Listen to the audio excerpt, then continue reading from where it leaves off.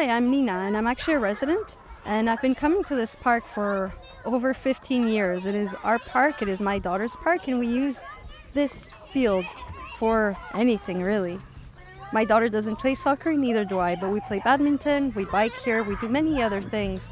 And what I find absolutely terrible is that me as a citizen and all the citizens that we gathered in our petition, all these citizens, that we don't have a say of what will happen to our park. We lost our democratic right to a referendum back in 2017 with Bill 122. And we basically are giving away our freedom, giving away our rights to the elected officials, and they can decide what they will do with our space. They don't even live here, this is not even their space. So that's one point. And another point that I find absolutely hypocritical is that Montreal signed and leads the way for the COP15 agreements that took place back in December. And so, as you know, that Montreal was hosting the COP15, and actually the UN offices for the biodiversity, that division is actually based here in Montreal on Saint-Jacques Street. So Montreal should be leading the way. They've signed agreements worldwide with different cities to make the space greener, to educate citizens. So they're not doing that. This goes against everything that Montreal is committed to do worldwide. Bill 122 that passed back in 2017, for some reason, it's not such a long time ago, but for some reason I personally don't feel that we were informed to the fact that we lost our right to a referendum, to urban planning. And so before, citizens were able to gather and say, no, we don't want such and such project. But now we don't have that right. We basically are here, we basically are defenseless, and we're in front of a big mountain.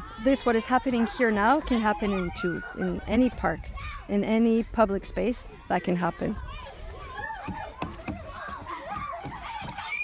Hello, my name is Ellen Pascal. I am a resident of this community.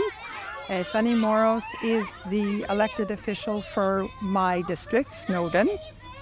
And this is the park that I frequent daily. I have a tiny garden the city was kind enough to give me, along with some perennials that I'm looking after.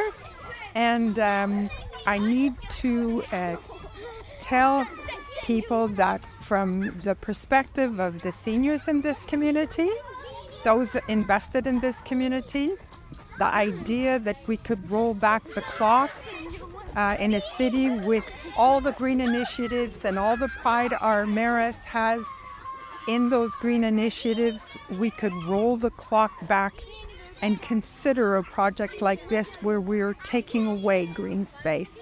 It's inconceivable. It makes no sense.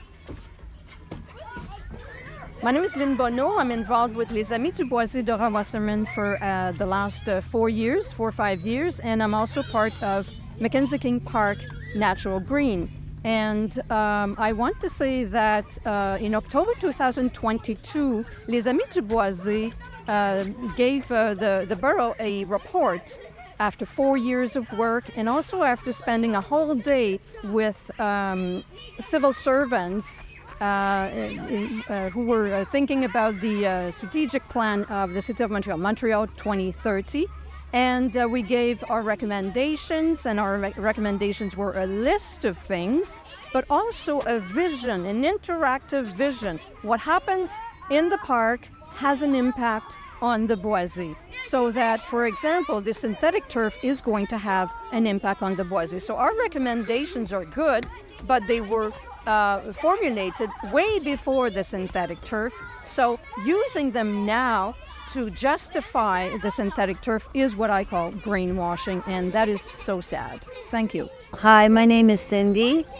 My husband and I have been living in this area for 13 years, and even before that I worked in this area, and I always had my lunch in this park on those benches over there, which I also spend time reading and studying. My husband and I walk in this park every day, and we play badminton here, we play frisbee here. Many people use this space for many, many different things, and this park is a vital part of this community. Many people in this community I've spoken to want to keep this park as it is. 4,000 people online, offline, have voiced their opinion. They wish to keep this park, this natural, last urban green space of 6,000 square meters, for people to have access to do all the things they love doing. I'm sitting under this weeping willow tree, and the daycares, 3 of them actually, in our neighborhood bring the children here for fresh air, for refuge from the heat. There are so many apartment buildings here. Not everyone has a big backyard, so they come here to cool down and to get out and do some activities, move around and have fresh air. This last space is critical to this community in many, many ways. And we love this park, and my husband and I love this park, and we want to keep it as it is. And we need the green space. It's critical to our community. The city is going to take this space and make it a synthetic soccer field.